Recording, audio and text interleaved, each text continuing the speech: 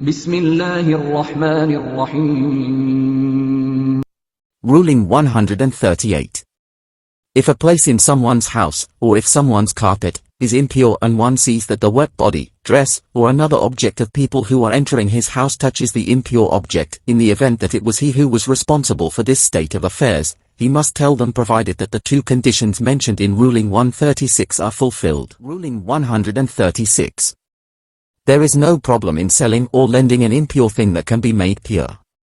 However, it is necessary to tell the other party about the thing being impure on two conditions.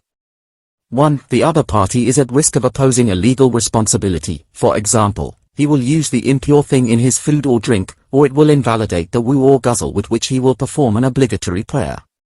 However, if this is not the case, it is not necessary to inform him. For example, it is not necessary to inform him about impure clothing with which he performs prayers because wearing pure clothing is not an absolute condition, al-shar al-waqi, for the prayer to be valid.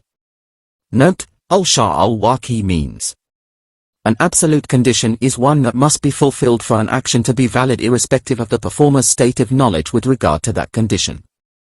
For example, performing ruq in prayers is an absolute condition for the prayer to be valid because even if a person omits it unknowingly and realizes this afterwards, his prayer is void and he must repeat it.